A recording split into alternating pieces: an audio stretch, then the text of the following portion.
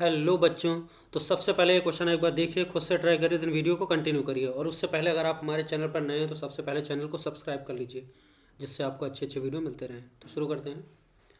Question देखो क्या एक बार।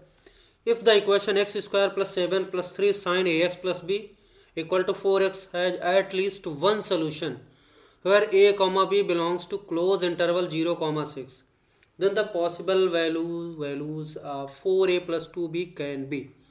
तो 4a+2b की वैल्यू क्या हो सकती है? ऑप्शन दे रखा है 3 पाई, 5 पाई, 7 पाई, 11 पाई। अब इस सवाल को करने के लिए आपको देखो क्या करना पड़ेगा। यहाँ पे जो इक्वेशन है इसमें क्या है, मिक्स है। कैसा मिक्सअप है? पॉलिनॉमियल भी है और उसी में ट्रिग्नोमेट्रिक फंक्शन घुसा हुआ है। ठीक, तो जब ऐसी इक्वेशन है जिसमें पॉलिनॉमियल भी है, ट्रिग्नोमेट्रिक भी है, तो आप इसको क्या कर सकते हो? सिंपल तरीके से सॉल्व कर ही नहीं सकते हो। तो आपके पास एक ही रास्ता बचता है, ग्राफिकल तरीका है। ठीक है, अब इसको हम लोग ग्राफिकली सोचेंगे। और ग्राफिकली सोचने के लिए क्या करेंगे, इस इक्वेशन को दो पार्ट में स्प्लिट करेंगे, एक बराबर के लेफ्ट में, एक बराबर के राइट में। सेम टाइप का फंक्शन एक साइड में कर लेते हैं। उसके बाद देखते हैं जो फंक्शन बराबर हो रहे हैं वो किस एक्स के लिए बराबर हो रहे हैं, मैक्सिमम वैल्यू क्या, मिनिमम के वैल्यू क्या, उसके हिसाब से हम लोग सोचेंगे। ठीक, तो देखो यहाँ पे हमारे पास इक्वेशन ये वाली है ना, ये है इक्वेशन। इसको सही किया जाए तो ऐसे लिख सकते हैं, एक्स स्क्वायर, यहाँ पे लिख लेते हैं एक्स स्क्वायर -4x को इधर उठा लो, -4x, और क्या हो जाएगा +7, है ना। अब ये देखो क्वाड्रेटिक एक्सप्रेशन होगा, इक्वल टू क्या करो, ट्रिग्नोमेट्रिक को राइट में ले जाओ, तो -3 साइन ax प्लस बी, ये हो गया।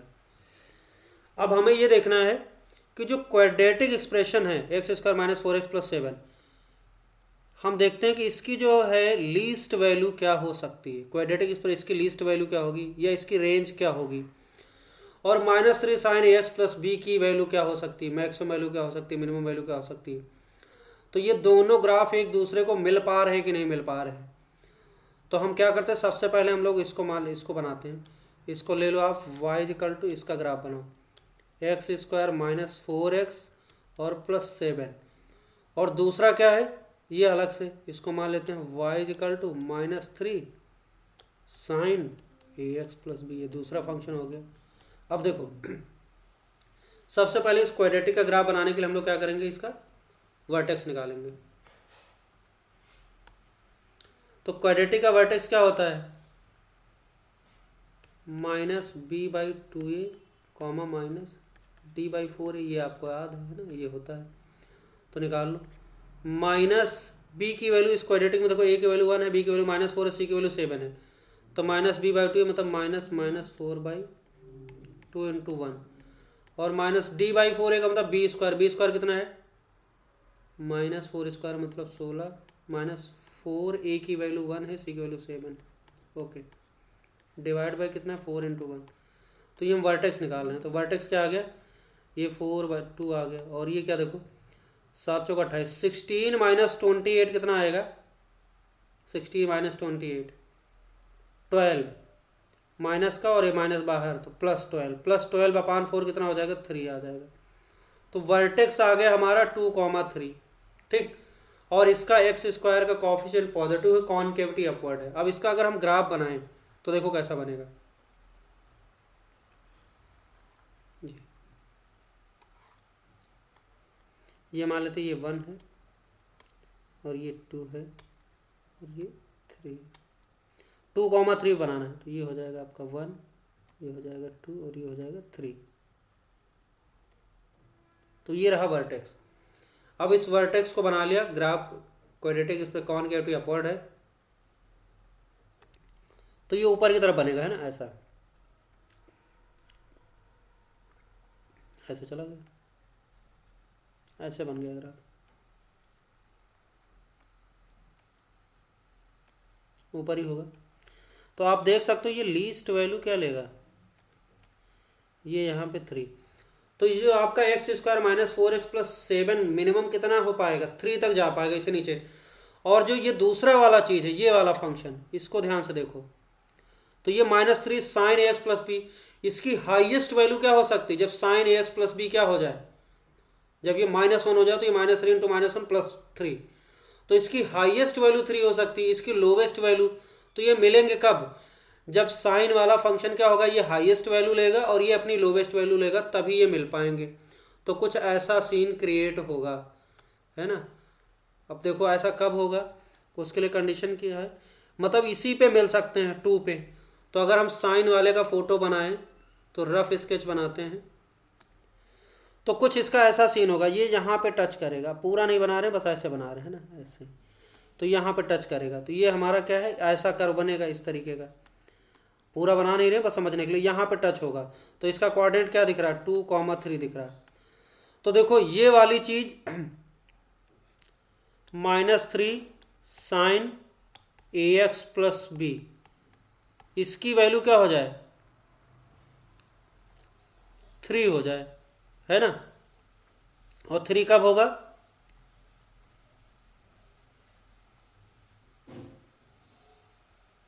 Eight x is equal to क्या हो जाए 2।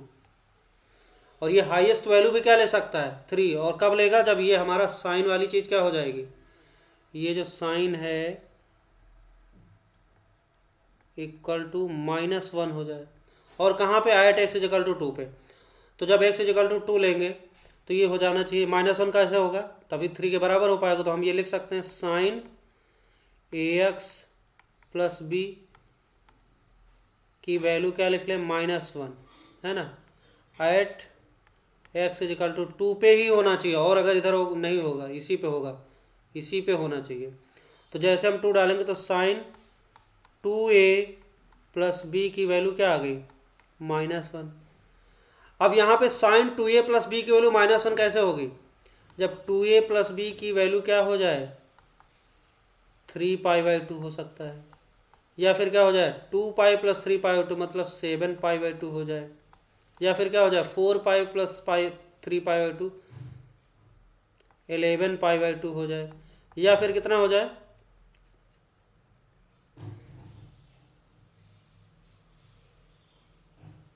15π/2, है ना। तो कुछ ऐसा होना चाहिए 2a। अच्छा, हम ये नेगेटिव वाली पीछे साइड में वैल्यू हो सकती है, लेकिन हमने क्या, क्योंकि हमारा जो ए बी है 0 से 6 है, तो नेगेटिव वाली वैल्यूज आएंगी नहीं। तो ये सारी पॉसिबिलिटीज हैं, ठीक। 2a प्लस बी, हमें पूछा गया कि 4a प्लस 2b की वैल्यू क्या होगी। अब ये हमने देखो क्या समझा, यहाँ पे एक ही पॉइंट ऐसा यहाँ पे हो सकता है जब x की वैल्यू 2 हो जाए, उसी पॉइंट पे ये मैक्सिमम वैल्यू ले ले, क्योंकि उसी पॉइंट पे ये आपका जो कर्व है x² - 4x + 7 ये अपनी लीस्ट वैल्यू ले रहा है। तो ये जब लीस्ट वैल्यू ले तो ये अपनी उसी पॉइंट पे मैक्सिमम वैल्यू ले, दोनों मिल गए, तो कम से कम एक सोल्यूशन आ गया, है ना। और कोई जुगाड़ है नहीं इसके अलावा। तो ये पॉसिबिलिटीज है। अब हमें पूछा गया 4a + 2b की वैल्यू पूछी गई, तो ध्यान से देखो, जो ए बी दे रखा है 0 से 6, यहाँ पे क्या दे रखा है, ए की वैल्यू दे रखी है 0 से 6, सिमिलरली बी की वैल्यू भी दे रखी क्या 0 से 6।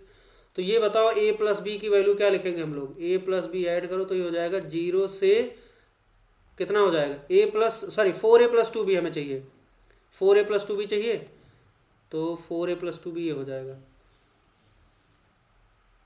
ये हो जाएगा आपका 4a की जो वैल्यू है वो क्या हो जाएगी 0 से 24, और 2b की वैल्यू क्या हो जाएगी 0 से 12, दोनों को ऐड कर दो तो हमें मिल जाएगा 4a + 2b की जो रेंज होगी वो क्या हो जाएगी 24, और 12 कितना हो जाएगा 36, और इधर कितना 0। तो 4a + 2b की जो रेंज है वो 0 से 36 होनी चाहिए। अब हमारे पास 2a + b की वैल्यू आई, तो यहाँ से हम लोग निकाल लेते हैं 4a + 2b। देखो, तो 4a + 2b अगर होगा 4a + 2b, तो यहाँ 2a + b में 2 से मल्टीप्लाई कर दो, तो इसके बराबर जो वैल्यू है 2 से मल्टीप्लाई हो जाएंगे तो कितना आ जाएगा 3π आएगा, है ना। और कितना आ जाएगा 7π आ जाएगा, और कितना आ जाएगा 11π आ जाएगा, और कितना आ जाएगा 15π आ जाएगा, और आगे आएगा, देखते हैं।